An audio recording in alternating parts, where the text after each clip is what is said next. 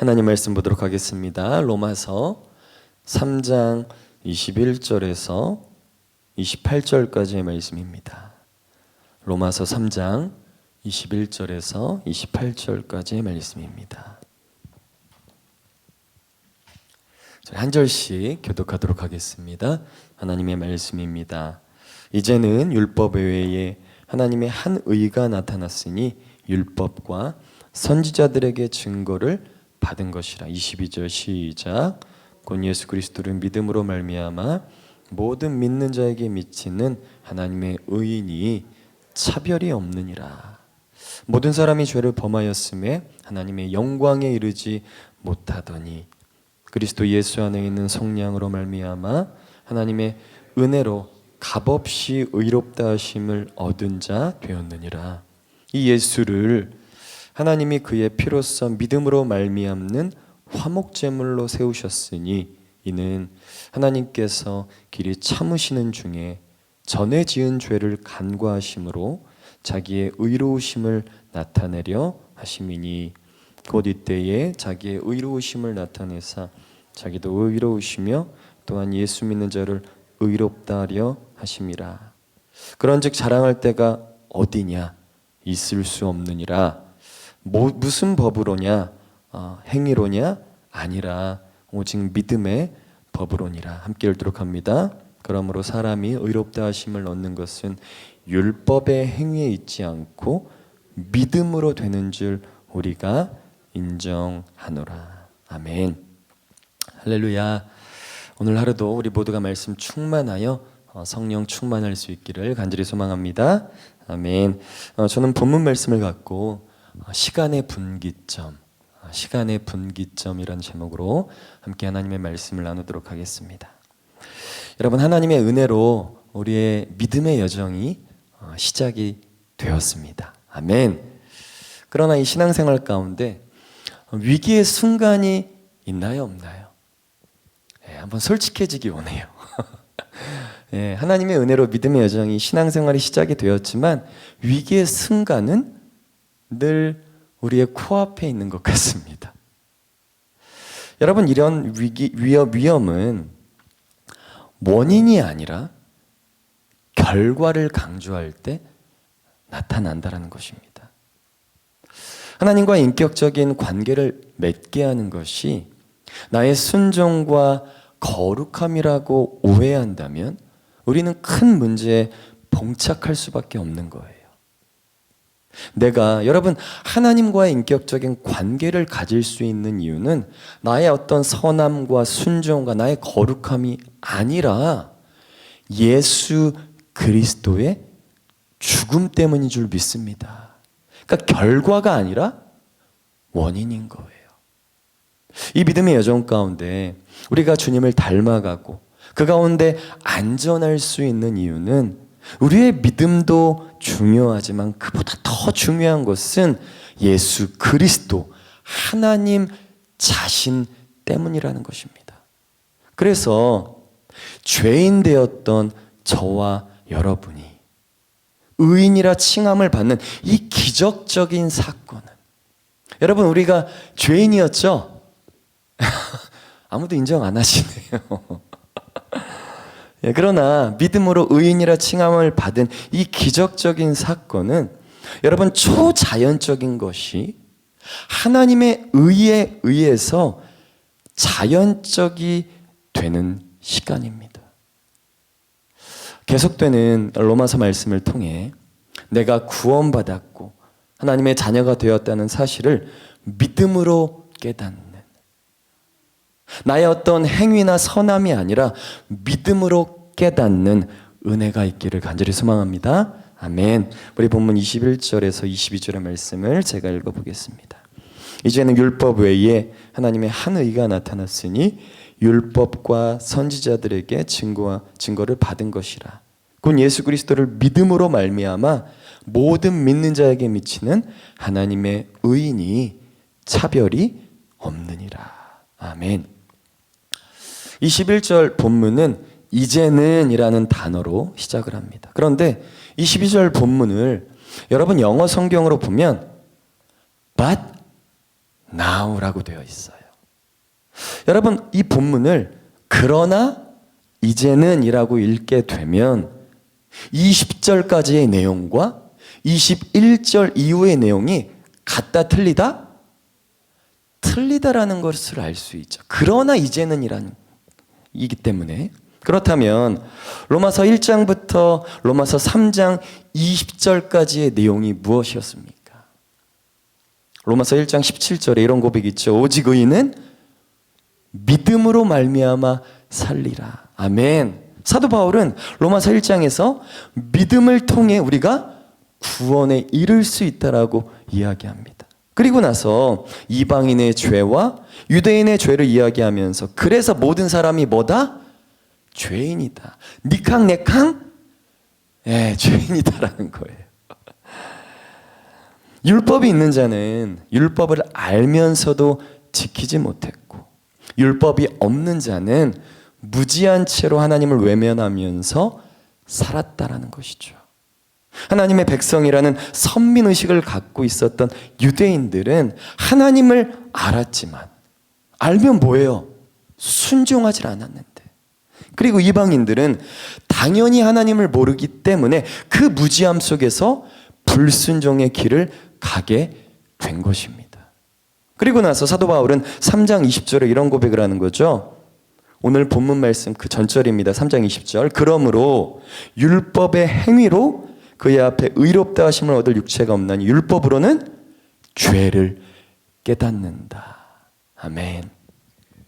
여러분, 율법으로는 자기 자신을 구원하거나 어떤 당면한 인간의 문제를 해결할 수 없습니다. 율법은 인간에게는 대책이 없다라는 것을 알려주는 거예요. 여러분, 율법에는 크게 세 가지의 기능이 있는데, 첫 번째는 율법은 죄를 폭로한다는 것입니다. 로마서 7장 7절에 이런 고백이 있습니다. 그런즉 우리가 무슨 말을 하리요? 율법이 죄냐? 그럴 수 없느니라. 율법으로 말미암지 않고는 내가 죄를 알지 못하였으니 곧 율법이 탐하지 말라 하지 아니하였더라면 내가 탐심을 알지 못하였으리라. 아멘. 여러분, 율법은 악한 건가요? 선한 건가요? 선한 것입니다. 왜요? 누가 주셨기 때문에? 하나님이 주신 거잖아요. 이스라엘 백성들이 출애굽하기 전에 준 것이 아니라 출애굽 후에 하나님이 그들 가운데 주신 것이기에 율법 그 자체는 좋은 것이고 선한 거예요. 그래서 우리는 율법을 통해 무엇이 옳고 무엇이 그릇된지를 알 수 있게 되는 것이죠. 우리가 여러분 죄인이라고 하는 것도 하나님이 우리에게 주신 율법을 통해서 알 수 있는 것이지 율법의 잘못은 아니다라는 것입니다. 자, 두 번째, 율법은 죄를 짓도록 간지럽힌다라는 거예요. 율법은 죄를 폭로하기도 하지만 죄를 행하도록 우리를 자극하기도 합니다. 마치 이런 것입니다. 제가 새벽 예배를 마치고 집에 갈 때마다 경험하는 유혹이 하나 있는데, 그것은 뭐냐면 초등학교 옆을 지나갈 때마다 이게 라이폴이 노란색으로 깜빡깜빡거리는 거예요. 이게 무슨 말이죠? 노란색이 깜빡깜빡거리면 20마일 이하로 가야 됩니다. 그런데 이게 본능적으로 내가 왜 그래야 돼?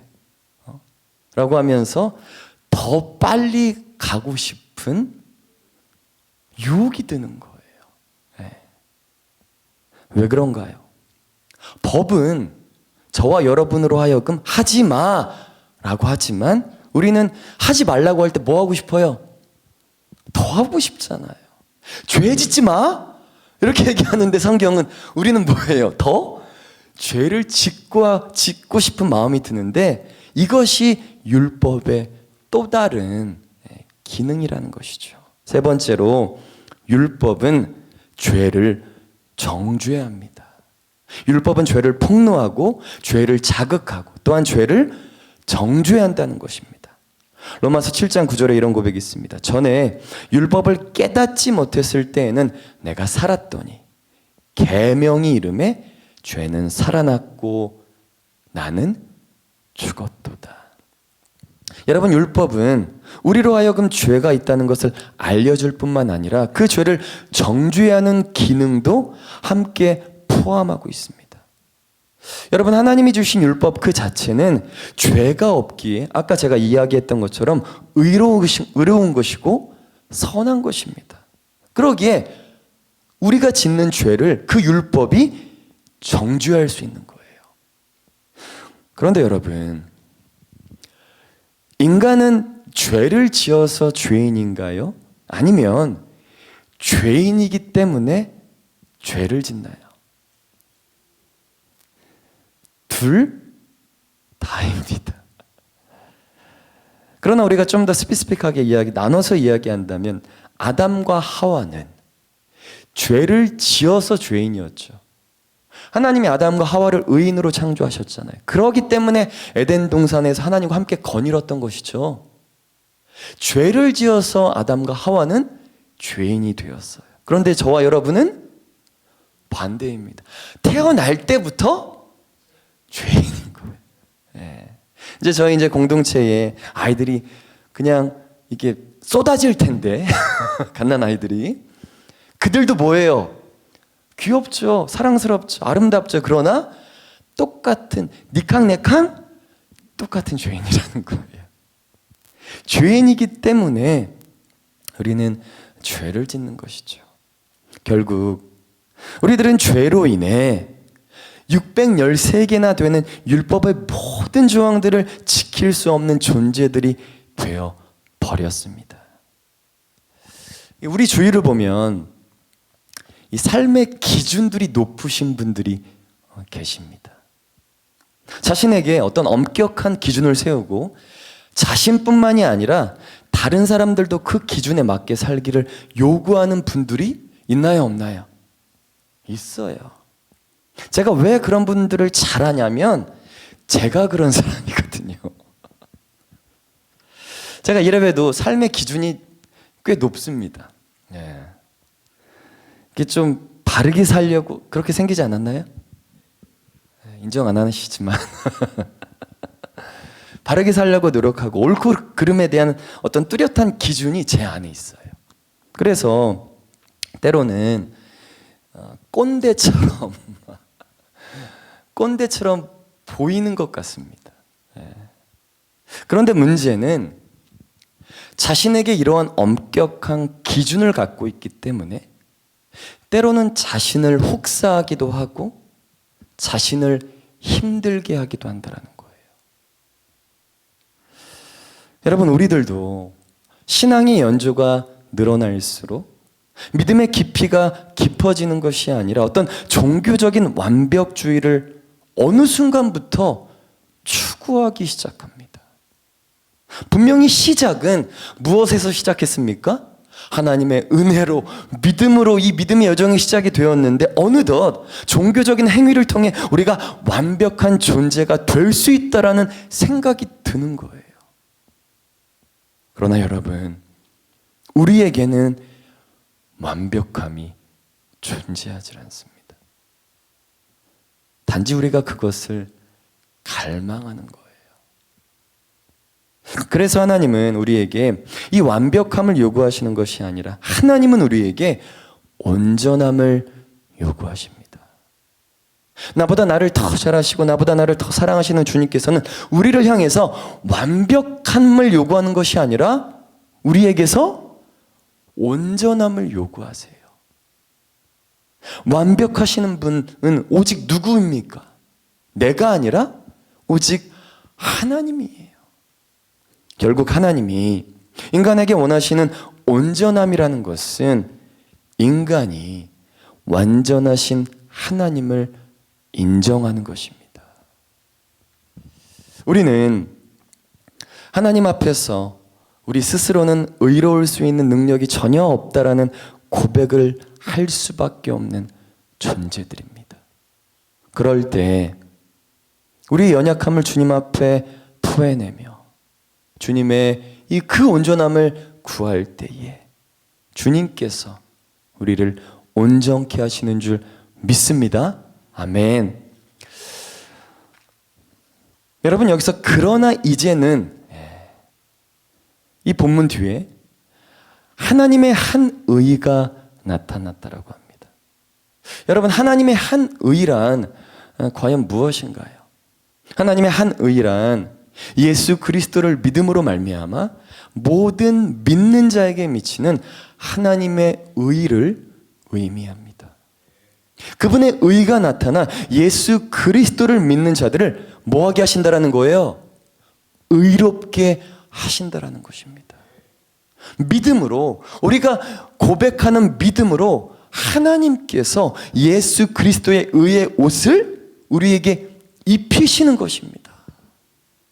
그래서 보통 우리는 믿음이라는 말을 이 조건으로 사용할 때가 많습니다. 잘 들어보세요. 믿어야지 천국 갑니다. 그죠? 믿어야지 구원에 이를 수 있다라고 하면서 믿음을 조건으로 이야기할 때가 있어요. 그러나 로마서 3장에 기록된 여러분, 이 믿음은 이제까지는 없었던 방법을 소개하는 단어로 쓰여지고 있습니다. 믿어야지 천국 가고 믿어야지 구원의 선물을 얻죠. 맞습니다. 그러나 로마서 3장은 믿음을 다르게 해석하는 거예요. 무슨 말이냐면 하나님은 아무리 벗어나려고 해도 벗어날 수 없는 죄의 구렁텅이에 빠진 저와 여러분에게 길을 내고 답을 주셨습니다. 그렇게 죽음과 사망의 자리에서 생명과 승리의 자리를 만들어내는 하나님의 능력, 이것을 사도 바울은 뭐라고 이야기하냐면 믿음이라는 거예요. 믿어야지 천국 가고 믿어야지 주님을 보는 것이 아니라 하나님의 능력 그 자체를 사도 바울은 믿음이라고 합니다. 사도 바울이 고백한 믿음이란 하나님께 대한 우리의 어떤 신앙적 지각에 대한 상태를 의미하는 것이 아니라 하나님이 우리에게 하신 일, 하나님의 능력 그 자체를 믿음이라고 하는 거예요. 여러분, 본문에서 이제는 이라는 건 언제입니까? 예수님이 오신 때를 의미합니다. 다시 말하면 하나님께서 독생자 예수 그리스도를 보내시고 죄인들을 구원하시기 위해 구속의 일을 누구를 통해 하신 거예요? 예수님을 통해 시작했다는 겁니다. 이제는. 다시 말하면 하나님은 예수 그리스도를 오늘 본문의 제목처럼 시간의 분기점으로 그리고 구원의 분기점으로 삼으셨던 거예요. 그래서 사도 바울은 복음을 말하면서, 로마서를 한번 읽어보세요. 복음을 말하면서 믿음을 가져라, 구원을 받아라라고 설득하거나 권유하지 않습니다. 우리를 설득하는 것이 아니라 하나님께서 행하신 그 일을 사실 자체로 이야기합니다. 우리가 죄인인 것이 사실이듯이 구원의 계획과 구원의 은혜와 구원의 감격도 믿는 저와 여러분에게는 사실이라는 거예요. 세상의 수많은 종교들은 거짓을 믿게 하지만, 그죠? 거짓을 믿게 하지만 여러분, 복음은 사실을 믿게 합니다. 우리가 죄인인 것도 사실이고 우리가 하나님의 은혜로 구원받은 것도 사실인 줄 믿습니다. 아멘. 우리 본문 24절의 말씀입니다. 우리 같이 한번 읽도록 하겠습니다. 시작.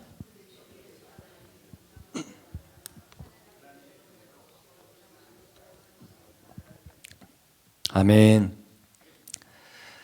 사도 바울은 죄인이기에 늘 죄를 짓고 사는 우리를 하나님의 은혜로, 예수 그리스도를 통해 우리를 당신 앞에, 하나님 앞에 세우셨다라고 고백합니다. 여러분, 우리가 죄인된 저와 여러분이 어떻게 하나님의 그 존귀한 아래, 하나님의 그 앞에 설 수 있게 되었나요? 예수 그리스도 안에 있는 구속으로 말미암아 가능하게 되었다라고 합니다. 여러분, 여기서 구원이라는 단어와 이 구속이라는 단어는 의미에서 좀 차이가 있습니다. 제가 파워포인트를 만들었는데 한번 띄워주시겠습니까? Salvation and Redemption. 여러분, 구원의 사전적인 정의는 이것입니다. 어떤 위험한 상황이나 고통으로부터 구출되거나 해방되는 것, 이것을 뭐라고요? 구원이라는 거예요. 그러나 구속은 빼앗긴 것을 값을 치르고 다시 얻는다라는 의미를 갖고 있어요. 다시 말하면 값을 치루어 원래의 자리로 회복시키는 것을 뭐라고요? 구속이라는 겁니다. 여러분, 하나님께서는 예수 그리스도의 생명의 그 값을 지불하시고 우리를 원래의 자리로 회복시키셨습니다. 그렇다면 왜 예수 그리스도여야만 했는가? 알라도 아니고 석가도 아니고 다른 무엇이 아닌 왜 예수 그리스도여야만 했는가? 여러분, 죄인은 죄인을 구원할 수 없기 때문입니다. 마치 이런 거예요. 제가 어느 날 실수로 큰 죄를 지었습니다. 실수가 아니죠. 의도적으로 큰 죄를 지었어요. 그래서 이제 사형수가 됐어요. 상상을 해보는 겁니다. 예. 목사가 사형수가 됐어요. 예. 그런데 우리 저 김집사님, 김집사님도 큰 죄를 저질러서 사형수가 됐네. 그런데 저는 김집사님보다 더 악질이라 그렇게 생겼죠. 더 악질이라 사형 날짜가 빨리 잡혔어요.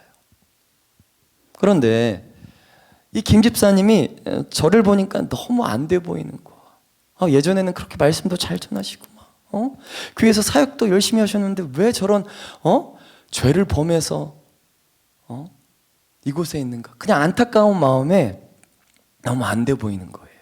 그래서 이 김집사님이 하루는 저를 찾아와서는 이렇게 이야기하는 겁니다. 내가 너를 위해서 죽어줄게.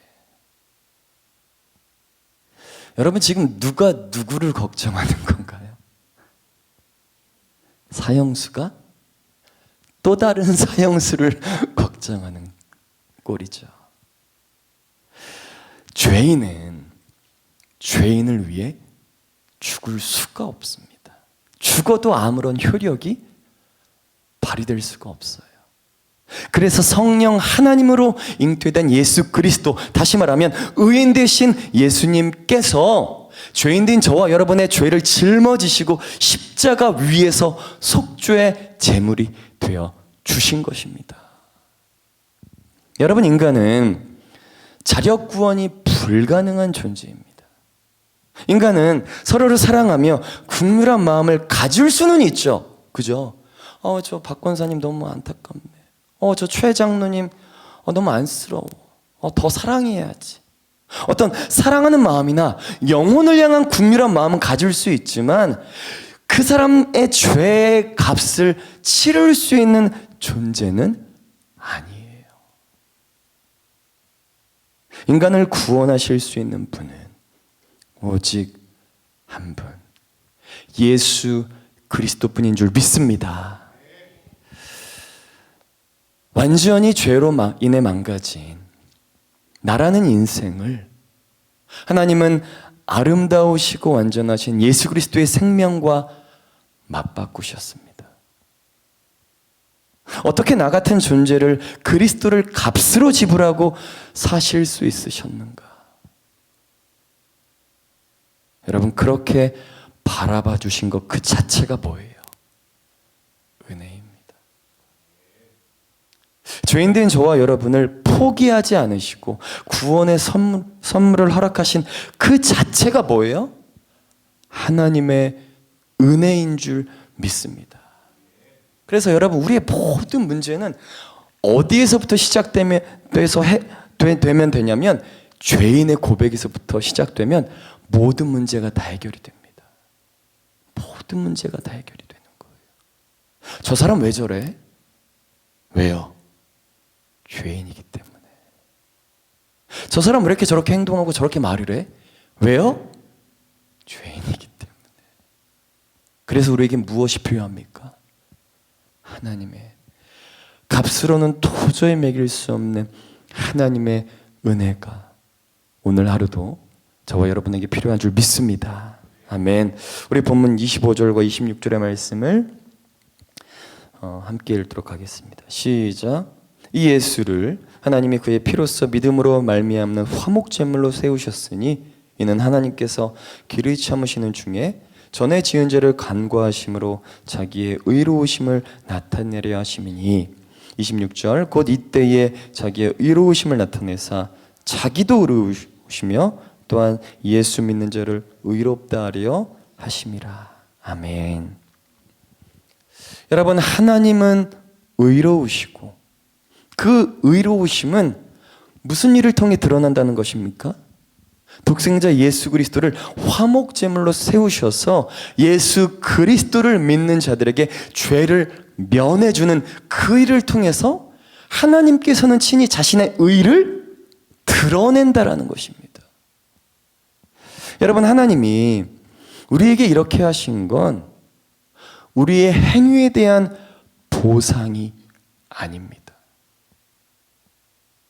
그렇다고 하나님께서 우리의 요청에 반응하신 것도 아니에요. 오직 하나님의 뜻과 예수 그리스도 안에서 주신 은혜로 말미암은 것입니다. 여러분, 목적도 방법도 누가 정하셨어요? 내가 정한 게 아니라 하나님이 정하셨고 그분에게서 모든 것이 나온 거예요. 하나님이 하신 것이죠.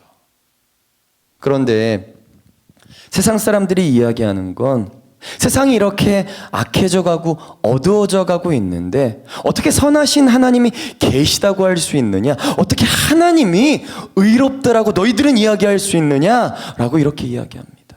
그죠? 여러분, 과학과 문명은 계속해서 발전하고 있는데 인간 그 자체는 어떻게 되어가고 있어요? 점점 더 악해져 가고 있잖아요. 이런 세상 가운데 이런 인간들을 바라보면서 어떻게 너희들은 하나님이 의롭다라고 할 수 있느냐라고 세상 사람들은 이야기한다는 거예요. 결론부터 이야기하자면 오늘 본문의 내용처럼 그럼에도 불구하고 하나님은 여전히 의로우시고 하나님이 하십니다. 아멘. 여러분, 우리에게는 자격이 있거나 우리가 이해하고 합의해서 구원이라는 결과를 얻어낸 것이 아닙니다. 하나님이 이 일을 이루셨다라는 이 사실이 먼저이고 이 사실이 팩트가 있고 나서 우리가 이해하게 되는 거예요. 우리가 설득이 되고 이해가 돼서 그래서 사실이 존재하는 것이 아니라 하나님은 의로우시고 하나님이 하신다라는 사실이 있고 나서 우리의 이해가 그 사실을 뭐 하는 거예요? 쫓아가는 것입니다. 여러분, 하나님의 의는 예수 그리스도가 육신의 몸을 입고 오셔서 우리 죄를 위하여 십자가에서 죽으심으로 우리에게 드러났습니다. 어둠과 그리고 죽음이 끝인 세상 가운데 오셔서 이제는 어둠과 죽음이 너희에게 끝이 아니라 새로운 세상, 천국 소망을 선포하셨어요. 우리가 믿든지 안 믿든지 복음은 선포되었고 십자가를 통해 시작되었습니다.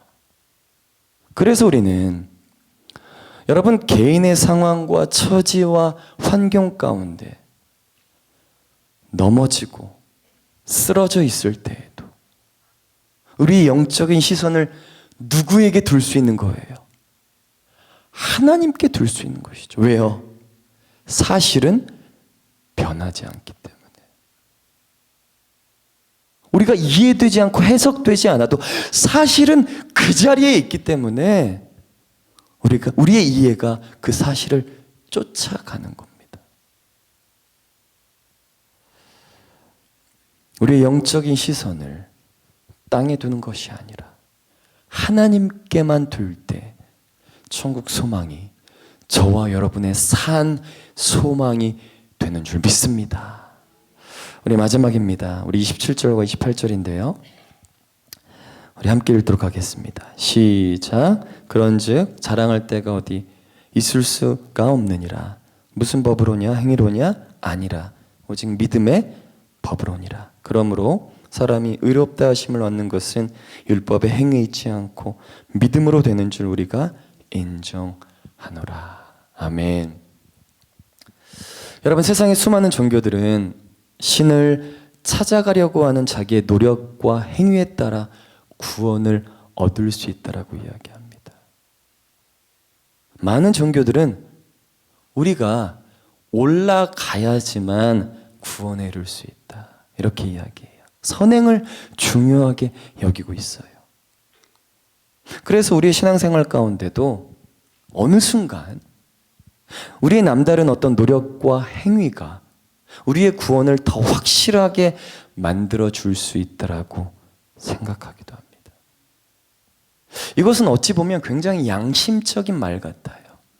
믿음으로, 하나님의 은혜로, 믿음으로 우리의 이 신앙생활이 시작이 되었죠. 예. 그렇다면 우리의 노력과 행위가, 어떤 순종이 우리의 구원을 더 확실하게 해주지 않을까? 굉장히 인간적인 말처럼 들립니다. 그러나 우리의 행위가 추가가 되어야 하나님이 받으신다라는 생각은 시간이 지나면서 우리에게 있어 하나님의 이 은혜의식을 무엇으로 바꾸냐면 우리 개인의 공로의식으로 바꿀 수 있어요. 여러분, 공로의식이 무엇인가요? 공로의식이라는 것은 내가 수고한 만큼 대가를 받아야겠다는 겁니다.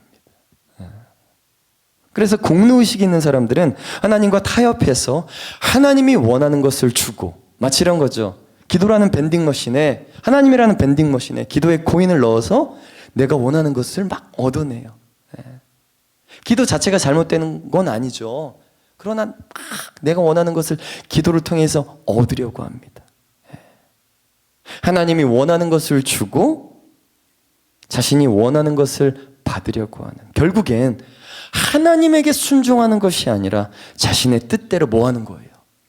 하나님을 조정하려고 하는 모습을 보이게 됩니다. 어떤 의식을 가질 때요?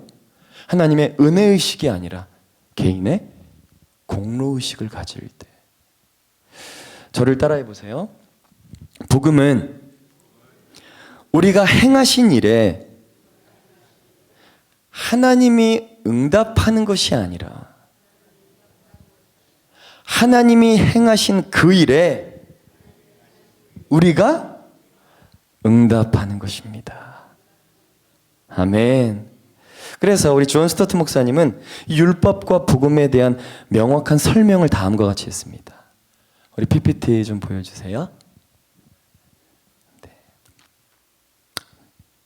율법에 대한 순종이 구원으로 인도하는 것이 아니라 구원이 율법에 대한 순종으로 인도하는 것입니다. 이런 거죠. 율법은 뭐예요? 이것을 해!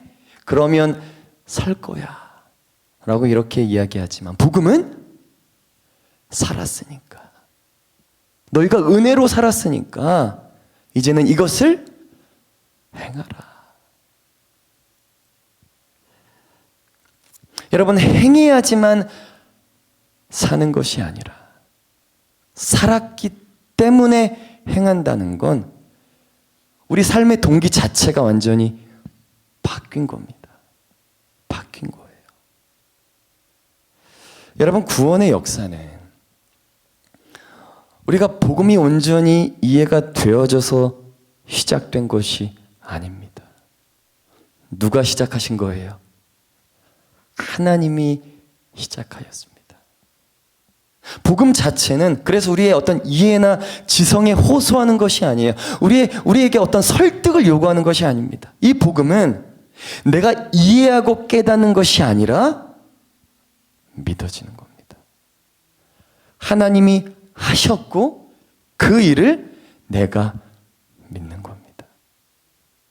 세상에 이런 말이 있죠. 믿거나 말거나. 하나님은 구원이라는 사실을 그 자체를 그냥 도장을 빡 박아 놓으셨어요. 이것을 우리는 믿어야 되는 겁니다. 이 믿음의 고백이 우리 모두에게 있기를 간절히 소망합니다. 아멘. 로마서를 나누는데 좀 어려우시죠? 괜찮으신가요? 복음이 하나님의 능력인 줄 믿습니다. 아멘. 우리 함께 시간 같이 찬양하고 기도하기 원합니다. 하나님의 은혜, 우리 찬양 드릴 텐데요. 여러분, 내가 잘나서, 내가 무엇이 특별나서 하나님의 자녀가 되었고 이 믿음의 여정을 걷는 것이 아닙니다. 누가 시작하셨습니까? 하나님이에요. 그래서 나의 상황과 처지와 환경을 바라보면서 우리는 좌절할 수 있고 낭망할 수 있지만 사실 그 자체가 움직이지 않기 때문에 우리는 주님을 바라보게 되는 것입니다. 넘어졌다가도 그 사실 때문에 다시 일어서는 거예요. 하나님의 은혜가 우리의 가정과 이 믿음의 공동체와 개인의 삶 가운데 충만할지어다.